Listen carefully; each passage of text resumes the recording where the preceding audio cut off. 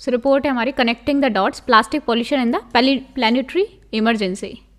सो जो रिपोर्ट है connecting the dots plastic pollution in the planetary emergency किसने निकाली है? तो ये हमारी निकाली है एनवायरमेंटल इन्वेस्टिगेशन एजेंसी। तो ये हमारी एनवायरमेंटल इन्वेस्टिगेशन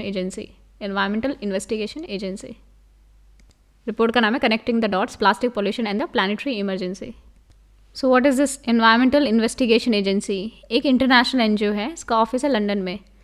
सो इसका ऑफिस है लंदन एंड वॉशिंगटन डीसी। तो 2 जगह ऑफिस है उसका, London UK and Washington DC. तो कब बना था? 1984 में। तो ये बना है 1984।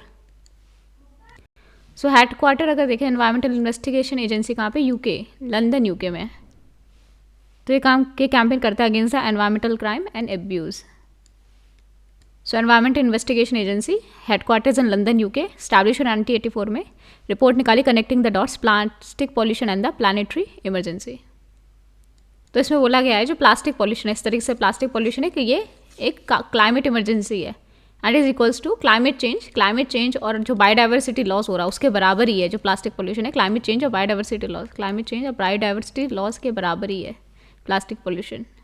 सो इस रिपोर्ट में बोला गया world plastic pollution threat constitute a planetary emergency that is equal to climate change and biodiversity loss. तो प्लास्टिक पॉल्यूशन है ये प्लानिटरी इमरजेंसी ये भी करता है, जैसे क्लाइमेट चेंज की वजह से हो रही है and biodiversity loss.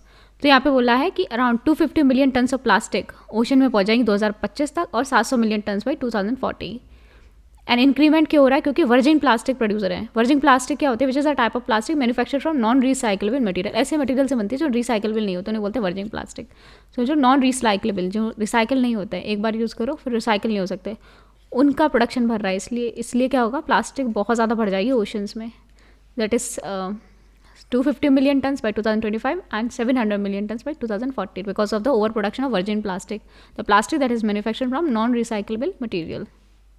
The United Nations Environment Program synthesis report, इसका नाम है Making Peace with the Nature, identify 3 existential environmental threats: climate change, biodiversity loss and pollution. तो यहाँ पे making peace with the nature, यहाँ पे इसने आइडेंटिफाई किया 3 एग्जिस्टेंशियल एनवायरमेंटल थ्रेट, एक है climate change, biodiversity loss and pollution. 2 of these as biodiversity loss and climate change had been dedicated multilateral environmental agreements। 30 साल तक यहाँ पे क्या है, जैसे biodiversity loss and climate change के लिए एग्रीमेंट है, लेकिन प्लास्टिक पॉल्यूशन बहुत ही ज़्यादा प्रेवलेंट है, डिस्ट्रक्टिव है। यहाँ पे ऐसा कोई इंस्ट्रूमेंट नहीं है प्लास्टिक के लिए। जैसे हम बायोडाइवर्सिटी लॉस क्लाइमेट चेंज की बातें तो कर रहे हैं, प्लास्टिक के लिए तो बातें भी नहीं कर रहे। तो इसलिए हमें ग्लोबल ट्रीटी चाहिए that accounts the entire life cycle of the plastic and need to be developed urgently. तो हमें ग्लोबल इस तरीके से एक ट्रीटी चाहिए जो किसकी?